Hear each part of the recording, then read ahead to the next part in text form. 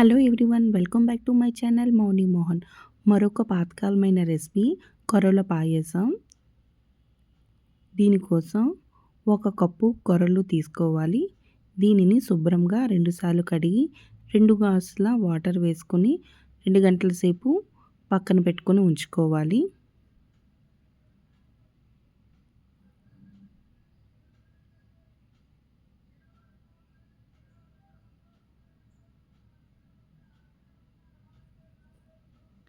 ఇప్పుడు ఒక గిన్నెలో 1 స్పూన్ నెయ్యి వేసుకొని కొద్దిగా జీడిపప్పులు వేపించి పక్కన పెట్టుకోవాలి.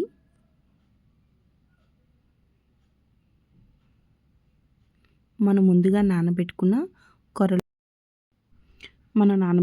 కొర్రలుతో ఉన్న వాటర్తో కలిపి వేసేసుకోవాలి. మనం కప్పు కొర్రలు తీసుకుంటే 2 కప్పుల వాటర్ సరిపోతుంది. ఇది సిమ్లో పెట్టుకొని మూత పెట్టుకొని ఉడికించుకోవాలి.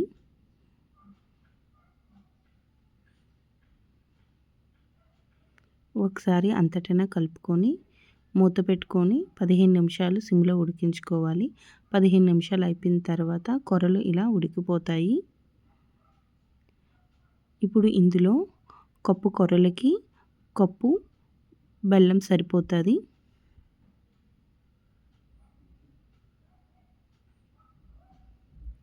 బెల్లాన్ని అందులో వేసుకొని ఒకసారి బాగా కలుపుకోవాలి.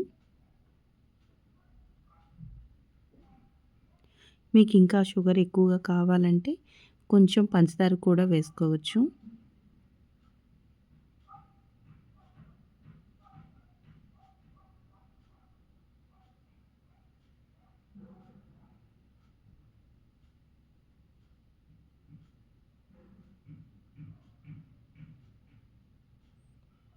బెల్లం బాగా కరిగిపోయిన తర్వాత వేడి పాలు కప్పు వేసుకుంటున్నాను.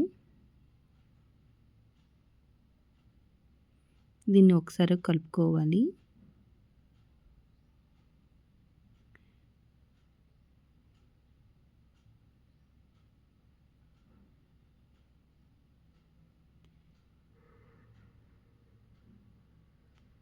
అప్పుడప్పుడు చిన్నపిల్లలకి పెద్దవాళ్ళకైనా ఇలా పాయసం తింటే చాలా మంచిది.